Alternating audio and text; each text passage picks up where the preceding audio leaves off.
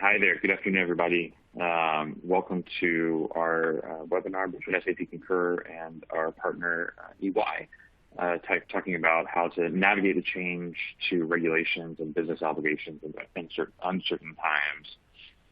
I am Kirk Hayes, Director of App Center Marketing here at SAP Concur.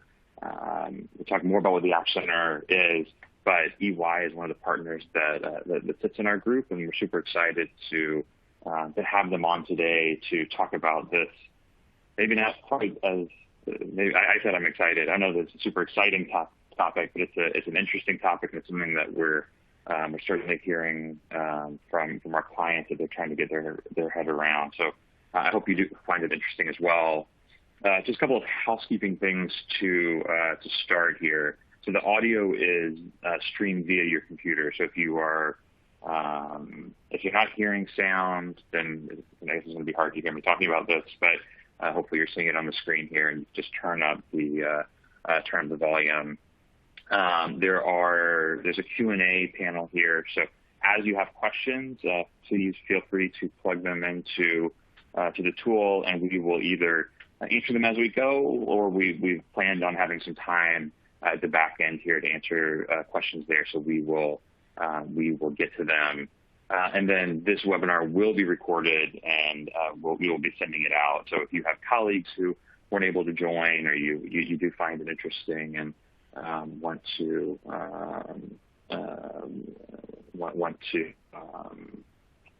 share it with them, then you'll have that ability. So just to kind of set the stage for what we're going to walk through, I'm going to start just by talking a little bit about our ecosystem of App Center partners and how we think about how that fits into our overall product strategy and how it drives value for customers like yourself. And then we're going to have EY talking about what's happening in this mobility space, the changes that are happening in the industry, and the impact on all of your organizations. They're also going to walk through how to navigate that, some best practices, and then at the end we're going to talk about how SAP Concur and EY are innovating together to bring solutions to market to help solve this. So to start, so again, I mentioned that I'm the Director of App Center Marketing for SAP Concur. The App Center is a group of third parties who have built integrations to, whether it's Concur Travel or Concur Expense or Concur Invoice, to solve some sort of business challenge for our customers. And we really think about this in a couple of different buckets. One, we think about how our partners are reinventing the traveler experience, to where they're making the user experience just as good as it can be in a travel and expense process. We want people to be able to get back to doing the things that matter in their job, and via our partners, we streamline as much of the travel and expense process as possible. We also think about other business challenges that our customers are facing outside of what may be traditionally thought of as travel and expenses domain. And I think the topic today certainly fits into that category. We also think about how our partners are driving innovation and future-proofing our clients' investment in SAP Concur. So by thinking about our product strategy and having partners able to build onto our platform, we're able to bring innovation to market much faster than if everything was built inside of the world of SAP Concur. And so we do this with partners because they bring unique value. They bring deep expertise. So something like EY today, deep expertise in the world of mobility and how cross-border travel has immigration and tax impact in a way that SAP Concur can never have. We also have partners who specialize in industries, or who bring some new global capacity to our customers that we wouldn't have alone. Some examples of this, we just throw some logos at you. And again, another way how we think about it is, again, this is improving the traveler experience. So whether it is integrations with Uber or Addison Lee or Didi and Japan Taxi. We have this global network of ground transportation partners where wherever your users are, they can have that same experience of hopping in a ride share and having that digital receipt sent directly to Concur, making that a perfectly touchless transaction for them. We also think about how they solve the industry or geographic needs. So again, if you're operating in Mexico, you may have some specific tax requirements around validating receipts before they get claimed as an expense. Or if you're in the pharmaceutical space, some reporting requirements around spend against healthcare professionals. And our partners help automate and bring efficiency to those processes in a way that if you're using some other system, you may not be able to. It's also about taking the data that is going into and being pulled out of Concur and doing more with that. So we're going to talk about EY today and what they're doing. You can think about partners and the VAT reclaim space and how they're using your expense data to go maximize your domestic and foreign reclaims, putting money back into the business's pocket. And it could be something like Rocket Trip, where your users are being incented to change the way they buy travel by getting a budget within the Concur travel tool and being told if you spend less than what's budgeted, we as a business are going to give you half of it, and obviously you as a business can get the rest in cost savings. And then we also think about how our partners just make it easier for our customers to use the SAP Concur solution. So things like financial integrations of how do we get data out of Concur expense or invoice and into your financial system. So that's how we, just a quick snapshot of how we think about our partner program and the way that that our partners drive value for our customers. But obviously we're here to talk about EY today and navigating this changing landscape of mobility. So I think traditionally when our customers think about business travel, they think about it in the context of, is this spend, do we have the money in the budget? Is this spend within policy? Are we using our preferred vendors? Maybe there's a component of, are we thinking about is this a safe place for our people to travel? But more and more what we're hearing is not just those things, but also, is this travel going to cause, is there an immigration risk of this? Where do my people have the right documentation? Is this going to trigger some sort of a tax liability? And that's being driven by a couple of factors, and EY is going to go into this in more detail.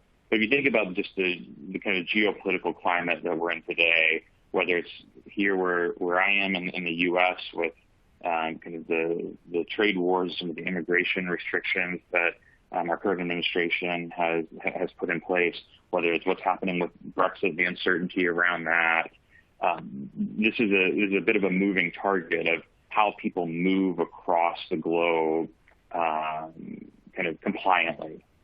And so we've got a really cool video clip I'm going to show you here. This was from SAP's Sapphire event this year. You're going to hear from Chris Vesey from Goldman Sachs talking about, he's on stage with Jim Lucier, SAP Concur's president, and Mike Bertolino from EY. And you're just going to hear him talk a little bit about how he's thinking about this challenge and how what SAP Concur and EY are doing together to solve it. So I'm going to play that now.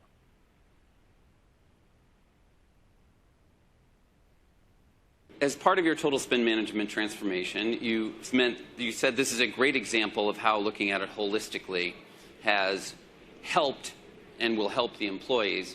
And what else can you tell us, Chris, about how you're treating this precise issue within Goldman? Sure. So I mean, a key part of this is about thinking about the way in which we manage spend from a travel perspective overall. So there's obviously other parts of the Concur system, like the request module, that's very helpful for us in terms of starting to drive two things, really. So it's helping people understand, is there a need to travel? And then specifically, what is the kind of fiscal implications of that travel as well, and driving that compliance up front, utilizing the tools that Concur's kind of built in place for us to use that. As part of that, then, that pre-clearance or that authorization enables us then to also do this background check, utilizing tools like E&Y are offering, to be able to look at not just kind of the tax implications, but also, like, can we do business in that country? Are we licensed to do business in that country? Or are we at risk of doing something there that actually isn't going to be appropriate? And obviously, employees have questions like, well, hold on, if there's a tax implication for this, how are you going to help me solve this tax problem? Because now I've got a liability, and should I be paying the tax? Should you be paying the tax? And that becomes a very complex area. And so as a minimum standard, our messaging to our employees has been, we want to make sure that we are supporting you with the information that you need to make a decision, an informed decision about, do I travel? Do I travel for that length of time, or do I shorten the trip so it falls below a certain threshold, for example? Making sure that, especially with the complexities of things like Brexit, which is a very unknown situation, I'm not sure if I can get back into the UK when I return from here, honestly. I don't know if that's going to... I may be asked to stay here, so we could be stuck. But with that, especially, there's a lot of uncertainty for people about, will I be able to travel to the EU? Will I be able to do my business as normal in the EU? And suddenly, is there now a tax implication that wasn't there before, or an increased visibility or risk of fines? And so we have to give employees that ability to transact seamlessly as these changes in the industry happen, by giving them the information real time in a way they can consume without them having to become tax experts or policy experts, which they don't really have time to do. Perfect. So it was super helpful, super informative by Chris. So with that, I want to hand it over to the EY team, and I think we're going to hear from Nick first, and he'll introduce some colleagues. And they've got a nice group of colleagues here, nice panel here to talk about how to navigate these changes. So Nick, over to you. Thank you very much, Kirk. So my name is Nicholas Jaskevich. I'm a partner in our People Advisory Services practice based here in London. I help clients deal with regulatory issues affecting their mobile employee base with a personal specialism in taxation. I'm joined by my colleagues Natasha, Kelly, and Graham, who focus on tax, immigration, and social security in that order. And we will be taking you through some of the regulatory changes that we are seeing arise, and essentially placing some restrictions on travel. Restrictions that we hadn't really seen for the past 30 years. The geopolitical environment of the past 30 years, the opening up of economies, the significant growth in trade through globalization, the changes to workforce and location strategies of organizations, all of that has led to an explosion in business travel, often by a very small number of people, business travelers, in fact. It is interesting that I think it was yesterday the UK's Department of Transport published some figures that said that just 1% of all passengers take on 1/5 of all flights from England. So there is an explosion in travel, but a particular explosion in business travel, and in particularly on high frequency travelers. But we're seeing a changing political environment, and we're seeing a turning of the tide when it comes to this regulation-free travel. We see posted workers regulations in the European Union. We see some quite significant changes in immigration rules and procedures in a lot of countries around the world, but most significantly in the US and the UK. We see the prospect, obviously, of the UK leaving the European Union. And these changes, these new regulations, these are compounded by an even more important point for our clients to understand, which is a changing appetite in attitude to compliance. More and more organizations are unwilling to be non-compliant with regulations that they might have been happy to be non-compliant with before. Not just the organizations themselves, but the national authorities themselves are applying the rules that have existed for some time more robustly. So it's a change in regulations, new regulations, and a change in attitudes to compliance that we see changing, creating this turn in the tide of regulation-free travel. So I am going to pass over to Natasha, I believe, who will take us through some of these changes in more detail. Thank you, Nick. So just to hammer home what Nick has just said from a tax perspective, so historically we have seen companies move their talent through formal local moves or assignments. Typically these assignments would be structured in a certain way to utilise tax reliefs. So for example, an assignment of a maximum of 2 years in the UK in order to meet the definition of temporary workplace. Under these traditional moves and assignments, employees would physically relocate to their host country with their families and would undertake minimal travel back to their home location. And therefore, we would typically see that the employees would break domestic residence in their home location. With employees and their families having relocated to the host country, we found that they became domestically and treaty resident in the host destination, which therefore aligned with their country of employment as well as the country where income tax withholding was being operated. So if we looked at today and what we've been seeing now, so there's been a dramatic shift in the way that employers are relocating their talent. So from formal moves and long-term assignments have decreased, and we've seen a dramatic rise in business travel as well as formal or informal commuter type arrangements. We have seen a rise in employees being employed. We have seen a rise in employees being employed and working in one country but living in another country.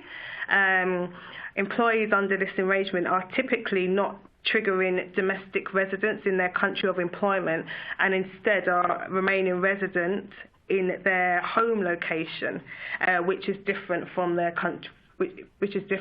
country of employment. So given the nature of the world and in the environment we work in today, we are seeing not only an increase in employees working under commuter arrangements, but additionally frequently conducting business travel and therefore reducing the number of work days or days of presence they spend in one country. And ultimately, we've seen cases where individuals are not triggering residency in any country. So I'm just going to pass over to Kelly, who's just going to give an update in terms of what she's been seeing in the immigration space. Thank you, Natasha. So I think it might be helpful just to quickly recap on the Brexit timeline and the UK-specific immigration changes. And so if we go back to December 2018, the UK government published its immigration white paper, which basically outlined the proposals for a new immigration system that will be implemented in the UK post-Brexit and on the 1st of January 2021. And this proposal was in line with a consultancy, the Migration Advisory Committee, which was an independent body, had been asked by the government basically to consult on the new immigration system. And so in line with those recommendations, they were outlined in the white paper, as I said, back in December 2018. And the main takeaways or recommendations that were made in that white paper were firstly the removal of the annual cap, which is basically the number of work permits that are issued currently to non-EU nationals coming into the UK on an annual basis. At the moment, that cap sits at 27,000 per annum. However, under the new proposals, that cap will be removed under the new immigration system. Currently, we also have what we call a resident labour market test for UK employees or employers who want to employ non-EU nationals. They have to currently undertake a resident labour market test, which basically entails advertising the position before then moving to apply for a work permit. The RLMT provisions will be removed under the new immigration system. There's also been proposed that there will be a skills threshold expansion. So currently, in order to hold a work permit, your job needs to sit at a degree level. Your candidate doesn't have to be a graduate, but the role needs to be at a degree level, whereas under the new proposals, it will be at A-level equivalent. They're also looking at streamlining the sponsor system. So currently in the UK, if you want to employ non-EU nationals, you have to, as an employer, apply for a sponsor license that facilitates you being able to issue work permits to non-EU nationals or third country nationals. That current process takes between 12 to 18 weeks, which is deemed to be obviously quite a long lead-in period in order to bring people in. So again, in that white paper, it's been suggested that that is streamlined. So as we've said, that white paper was published back in December 2018.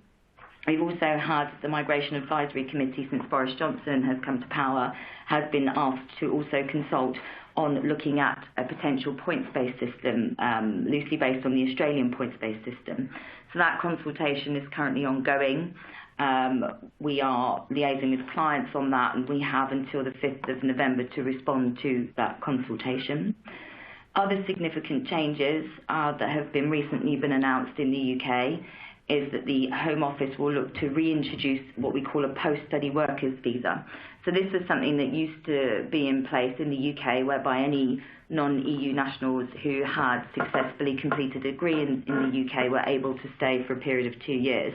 It was removed and now has recently been suggested that this will be implemented under the new system that comes into play in 2021. So that's obviously been very well received. In terms of where we are at present, obviously we have the EU summit, which is due on the 17th and 18th of October.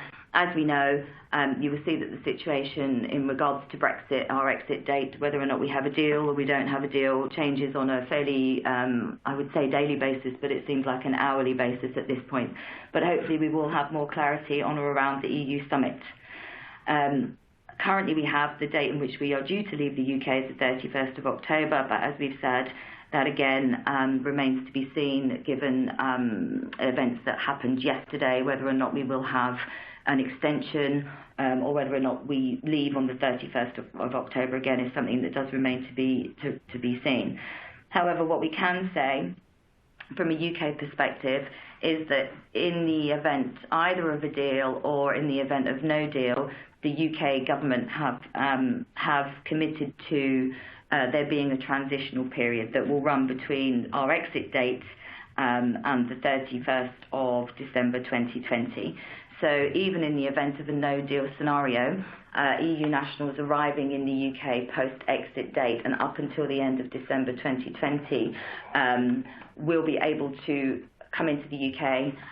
They will be able to work without restriction. If they do wish to stay beyond 3 months, then they will be able to apply to a temporary scheme that will allow them, that will give them a blanket 3-year leave to remain period in the UK, which then can be transferred into the new immigration system whenever that comes in July. And on that timeline, as I said, new rules are expected to come into force on the 1st of January 2021.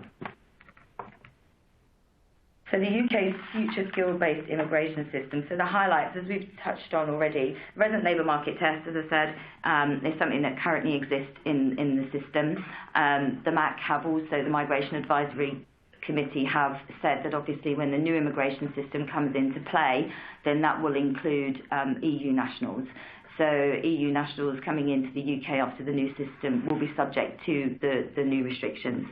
The new restrictions, the new immigration system, as I said, has proposed that the resident labour market test will fall away, and that's been very well received by most UK businesses, as it basically reduces the lead time on recruitment of highly skilled migrants and it widens the talent pool. The annual cap, as I said, that currently sits at $20,700 per annum will be removed. Again, this is very well received as it reduces lead time on the recruitment of highly skilled migrants, and it takes away employment restrictions during quite busy times. We have in past seen that annual cap has really adversely affected businesses in the UK. Let's say, for example, last year the annual cap was met and was exceeded, which basically prevented a lot of businesses from onboarding some of their graduate populations, and also had an adverse impact on the recruitment of nurses across the health sector. So the removal of that, again, has been very well received. The Home Office are looking to reduce processing times, so they have suggested that they would wish to reduce processing times when applying for a licence from 12 weeks to 22 days. Again, very welcomed. Whether or not we think that that's achievable is something obviously that remains to be seen. It's quite an ambitious want from the government, but certainly very welcomed. Temporary short-term workers, again, workers at any skill level can come into the UK. They're also looking at the highlights of the system will be digitalisation of the system, so electronic visas and right to work checks. This is a new online checking service that will be introduced by the Home Office. The only problem that we do see with that, the downside, is that currently under the current proposals it doesn't cover British nationals. So you will be able to check your non-EU nationals and EU nationals on this new digitalisation scheme, but it doesn't include British nationals. So that does mean that under the new proposals, currently you would have to still run separate checks. So again, that's something that we're currently liaising with the Home Office on. We have the use of e-gates, and that's this is to be expanded and has already been expanded to low-risk nationalities such as Australia, Canada, Japan, New Zealand and the USA. And that basically allows nationals from these countries to, when arriving at ports of entry in the UK, to use e-gates, which basically speeds up the process of coming through. Again, that's been very welcomed and has facilitated entry into the UK much more quickly. And again, the UK sponsorship system, again, looking at potentially reducing the timeline and having a light touch approach for trusted sponsors. So in terms of practical considerations for employers, particularly in reference to Brexit, what we are currently seeing as best practice for your EU nationals who are currently residing in the UK, if you haven't already done so, then we would strongly suggest that you identify or you assess your current workforce by identifying your EU employees and anyone who may be impacted by Brexit. Engage with your workforce. Again, just to reassure current EU nationals that there is a process, there's an EU settlement scheme that's already been implemented, that something that they can register on. Just plan your communications and your policies and make sure that your EU population in the UK feels supported in this regard. And just look at your workforce planning. So identify your reliance on the EU workforce, the size of the population, the roles that your EU workforce currently cover, the salary levels at which they are currently paid, and understand how various post-Brexit policy outcomes might affect your ability to recruit people in this space. As I said, the Migration Advisory Committee are in the middle of another consultation which closes on the 5th of November, where they're looking at what the appropriate salary level should be for the new immigration system. The MAC have suggested that it's retained at £30,000 per annum, but again, that consultation is now running, where they're asking employers to feed in to say, does that work regionally for your graduate population? So we would urge you very much to participate in the consultation with the MAC Advisory Committee, and also to look at your current EU nationals in the UK, and also to provide them with support around the EU settlement scheme. I think it's fair to say that there's been some bad press around the EU settlement scheme of late. However, we have seen that it's a largely quite an intuitive process. We have assisted one of our clients in putting 600 people through the EU settlement scheme out of a population of 2,000, and most of which has gone quite smoothly. The Home Office have confirmed at a recent meeting that they put 1 million EU nationals through the scheme, and all but one have been successfully approved. So again, I think the best thing that we can advise you to do, and in terms of its current practice, is just to, if you haven't already identified your EU population, please do so, and encourage them to use the EU settlement scheme. And now we pass to Graham. Thank you. So I'm going to cover the EU Posted Worker Directive, and we'll kind of explore kind of what the implications are for business travellers. Perhaps a good starting point is to explain what the directive actually is and what it's intended to do. So it's an EU directive. it defines a set of mandatory rules regarding the terms and conditions of employment to be applied to posted workers. So that is to guarantee that the rights and working conditions are protected throughout the EU, and it's to ensure that there's a level playing field and to avoid what we call as social dumping, where foreign service providers can undercut local service providers because their labour standards are lower. So in effect, it's to try and prevent the cheap movement of labour between countries. So these rules establish that even though workers posted to another member state are still employed by the sending company and subject to the laws of that member state, they are entitled to a core set of rights in force in the host member state, i.e. that level playing field. The type of core rights that it takes into account are things like minimum rates of pay, maximum working time, rest periods, annual leave entitlements, the health and safety provisions, and also gender equality. So that's kind of effectively what the Posted Worker Directive is intended to do. Who is a posted worker? Well, a posted worker is an employee who has been sent by his employer to carry out a service in another EU member state on a temporary basis. And that could be in the context under a contract of services, in an intra-group posting, or hiring out through a temporary agency. There's a limitation on the period of a posted worker, and that is currently 24 months. So a posted worker is different from an EU mobile worker in that they remain in the host member state only temporarily, and they don't integrate into the local labour market. In terms of the application of this directive, I think it's important to note it applies to both travel within the EU, but a number of EU countries are also applying the obligations, which we'll come on to in a minute, in respect of individuals travelling from outside the EU to within. So I think, in terms of thinking about the definition of a posted worker, that definition is so broad and so wide that it would capture business travellers. And the issue here is that the Posted Worker Directive, each EU member state has adopted it or imported it into their local law. And of course, with that comes different interpretations in a number of areas, not least as to whether or not the Posted Worker Directive applies to business travellers. So some countries take a view that an individual undertaking travel to undertake a short business meeting or to attend training or a conference are not held to be a posted worker in the context of the Posted Worker Directive, whilst other countries are taking effectively a zero tolerance approach.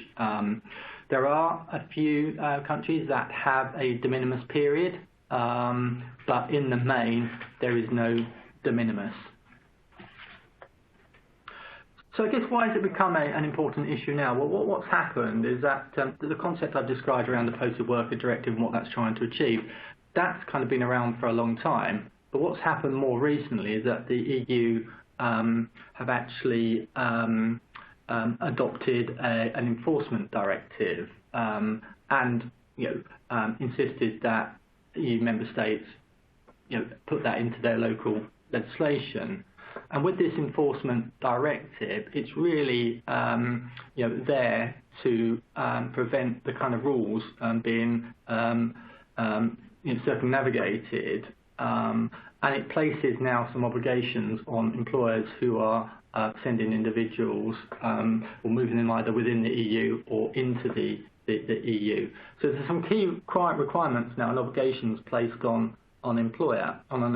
So the first thing is the requirement to submit a pre-travel notification to the relevant authorities in the host location, or the location where the individual is going to undertake their travel.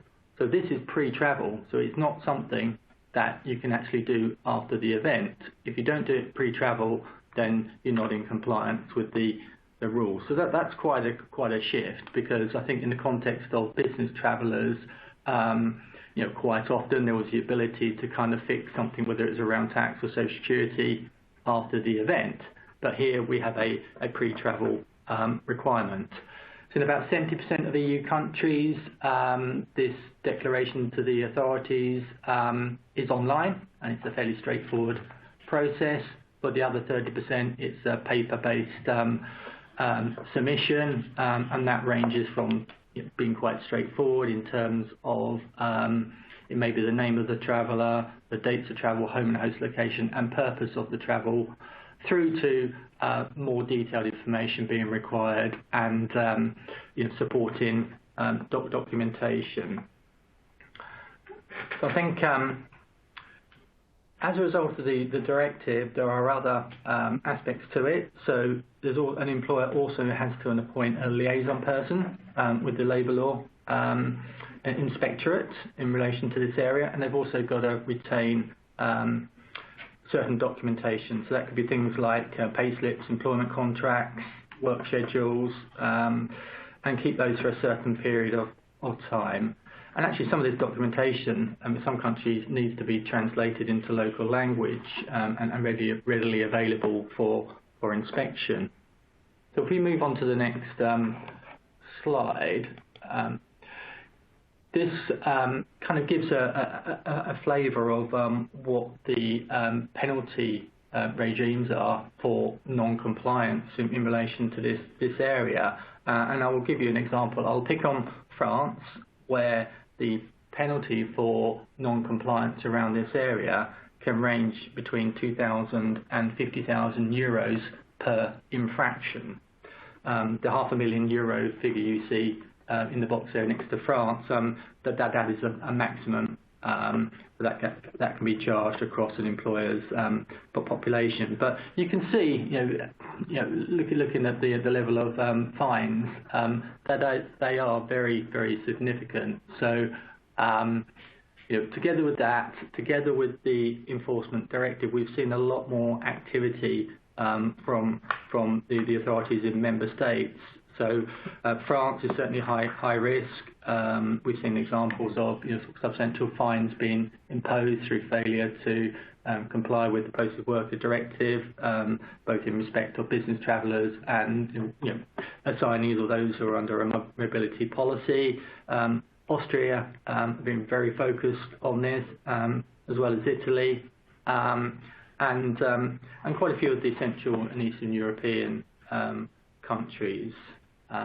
If we move on to the next slide, it just gives you a summary of 5 or so countries in relation to kind of the risk assessment, risk rating, and that's taken into account level of penalties, activity from the authorities, whether there's any de minimis, whether there's any other exemption based on the type of activity that the individuals are performing, where they're travelling to wherever they are going. And I think the next slide just kind of summarises, the things to consider.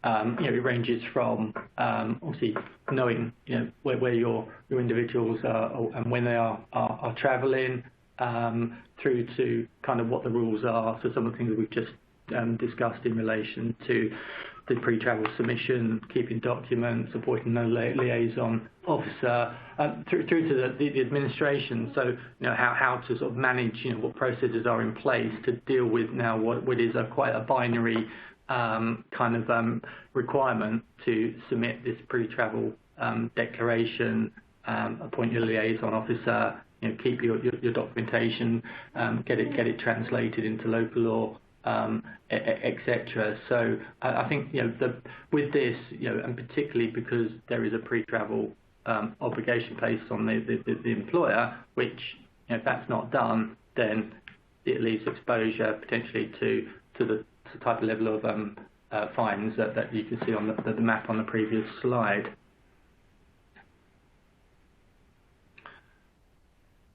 Okay. I'm going to hand over to myself for the next section, which is in relation to social security. So again, we can flip on one more. I guess I just wanted to give a bit of context and just outline what we're seeing in relation to compliance, enforcement, audit activity in relation to business travellers around social security. And I guess the first thing to say, from a pure social security perspective, ordinarily you wouldn't expect the sort of risk to be significant in this area, because if you think about it, if you have an individual who is being sent to undertake some business travel from the country where they're normally based and employed, and they are paying social security in that country, then typically they will continue to be liability to pay social security in that country, and there may well be an exemption from paying social security in the country of travel.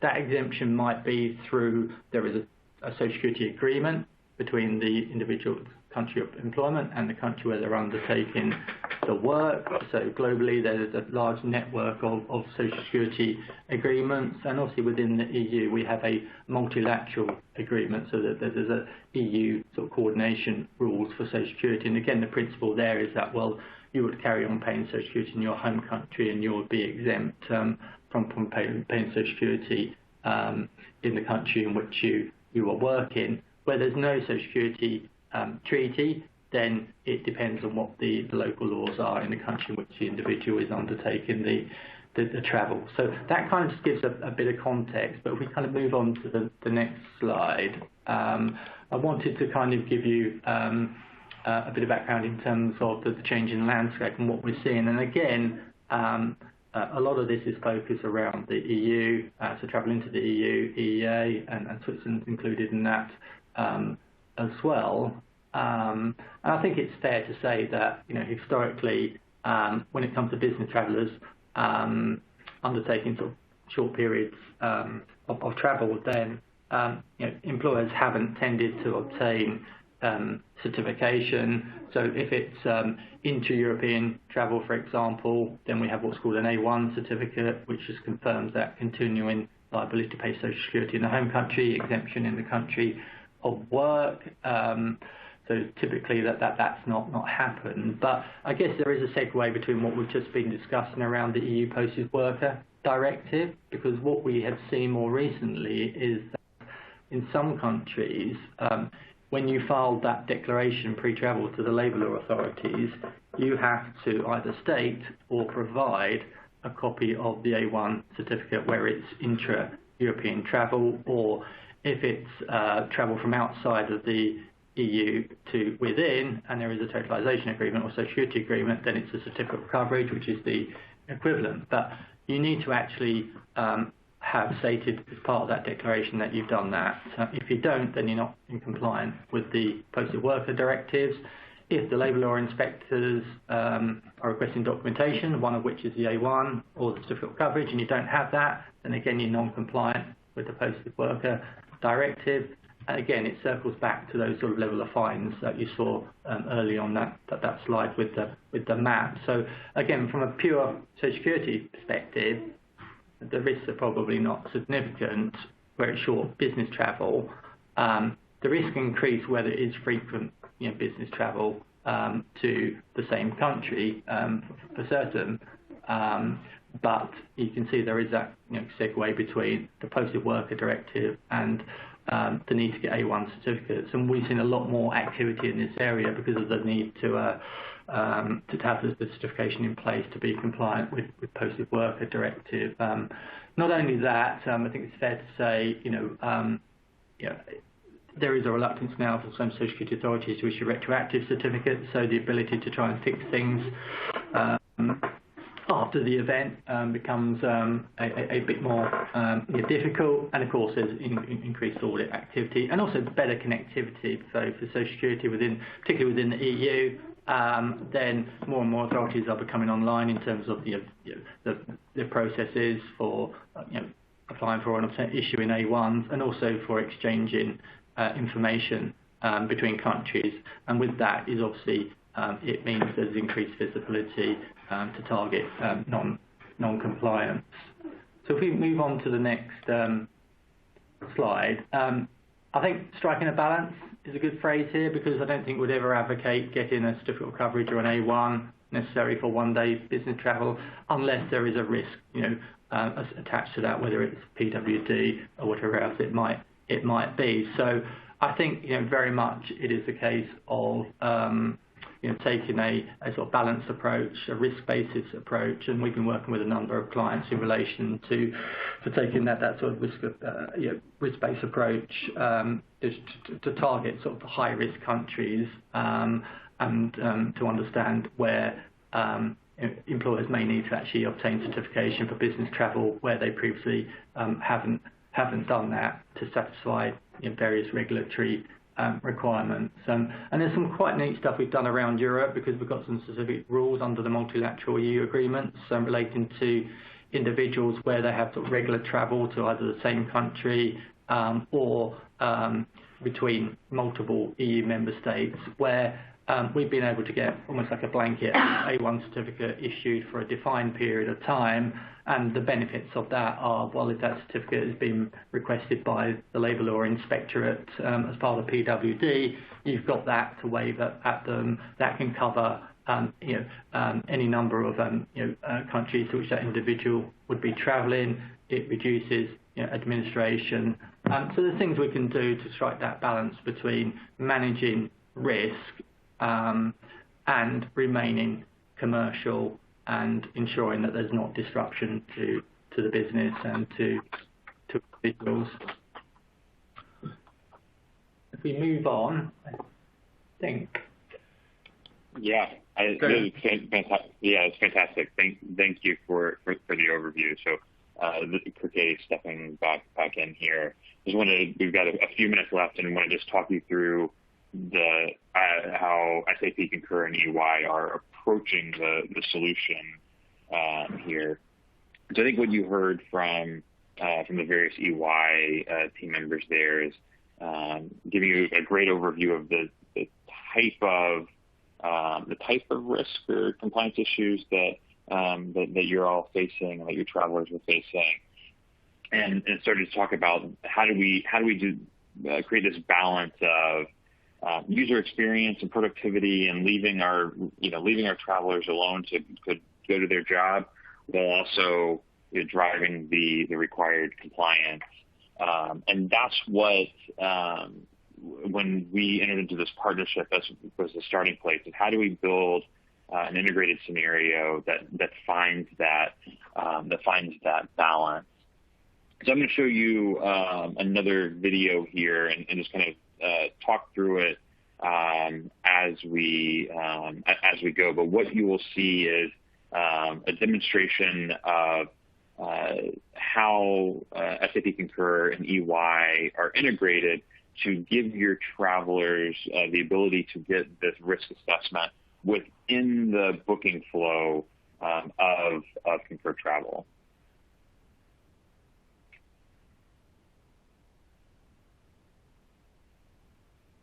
So for those of you that are customers, the starting screen will look familiar to you. This is just the Concur homepage.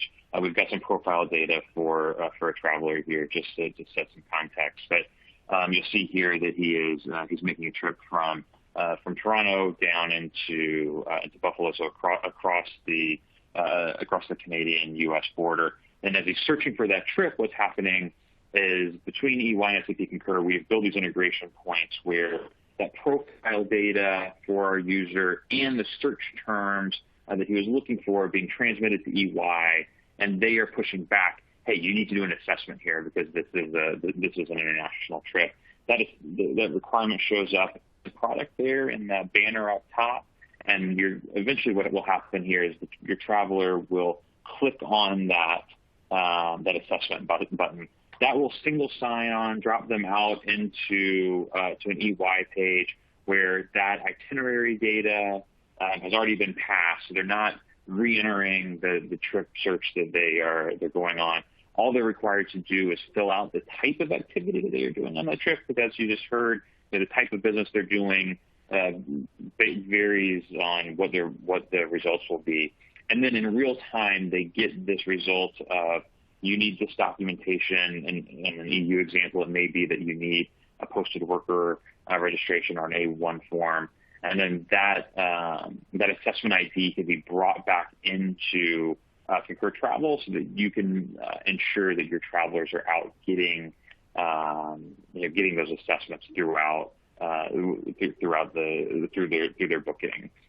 And then at the back end there, what you saw was EY can use Concur expense data. So when your travelers are done with their trip, to validate the trip actually happened, that they were there for the number of days they said they were going to be, and can just do that back end check to make sure all the data lines up. So you can find EY in the SAP Concur App Center, either within, if you're an existing customer, within the products, if you're logged into to Concur Traveler Expense. There's an App Center tab that you can find and navigate there. If you're not a customer, the concur.com site has an App Center, as well as the concur.co.uk site has a publicly facing App Center that you can go find EY to learn more, register your interest with them, and talk to them further. And you can also explore other partners that may be interesting to you, some of which we talked about kind of at the top of this. So encourage you to go check that out. Think about what partners may be applicable, and if you've heard something here from EY that you want to follow up on, you can do that via their listing in the App Center. So with that, we are going to open up to questions. So we've got a few here. The first one is around A1 certificate. So EY, I will point this to you. So the question is, I've heard that it is necessary to obtain A1 certificates for business travelers undertaking trips for just 1 or 2 days. Is that correct?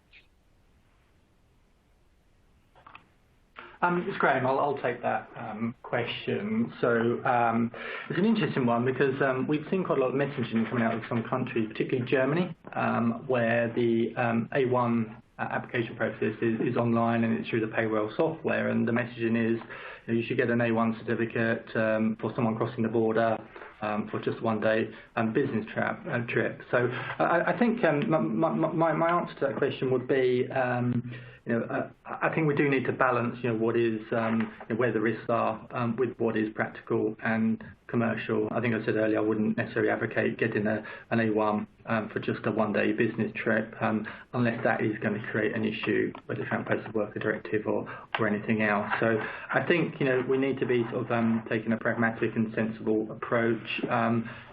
Having understood what are the risks. So I think that sort of risk-based approach and that sort of pragmatic and sensible approach would be the way forward. Sure, good. And I guess that speaks to, maybe you could just, I'll ask you a follow-up question there. It speaks to the service that sits behind kind of this integrated experience that I just showed of, we're in the tool, the travelers provided a risk assessment, but then EY is always sitting behind that, helping to navigate the specifics of these gray area scenarios, right?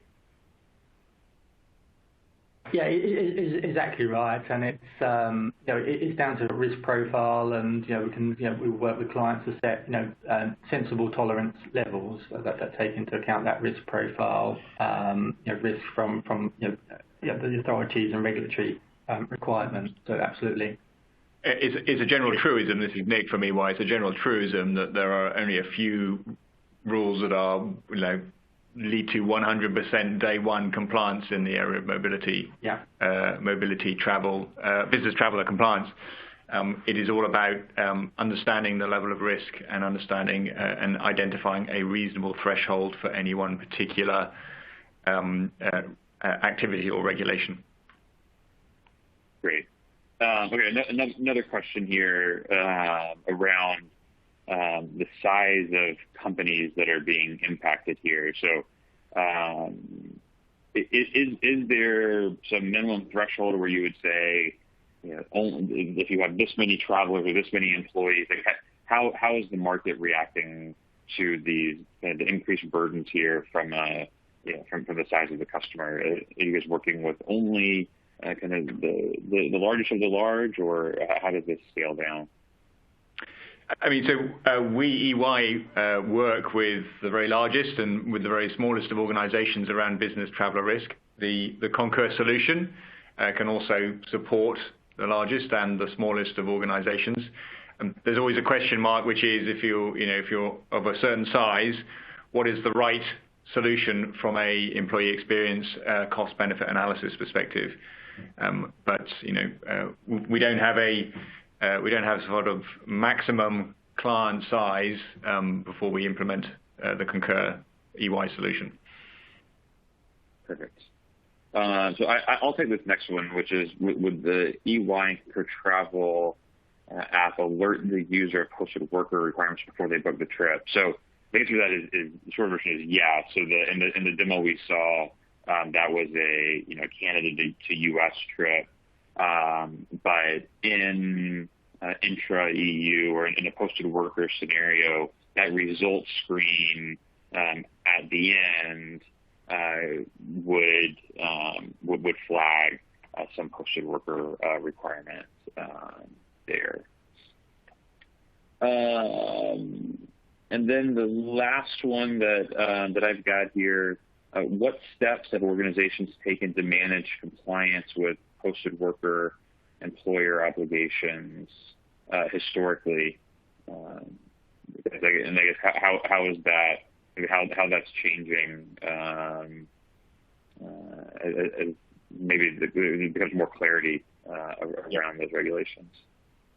So this is a classic example of a regulation. So aspects of this regulation have been around for quite some time. The regulation tightens. The local authorities get more and more sharp about applying the regulation, and organizations very slowly that it reaches a risk tolerance for them that they feel that they have to do something about it. Rarely will they then immediately implement a full-scale compliance program to ensure that every single aspect of the Posted Workers Directive is covered. They will find their way slowly and surely towards a ever-increasingly level of compliance. So there's no one straight answer to this. We're seeing clients just beginning to think about this as an issue and beginning to wonder how they can address it. We're seeing clients further down the road with specific rules and specific aspects of the regulations that they are now becoming fully compliant with, and clients in between. Fantastic. So, EY team, thank you for joining us here and for the fantastic content. I hope for all of you on as attendees, I hope that this was informative for you. Again, we will send out this as a link for you to share with your colleague. And again, if you have follow-up questions, if you want to talk to EY more, please navigate to the App Center, and you can reach out to them through their listing there. But thank you all. Have a good afternoon. Thank you. Thank you.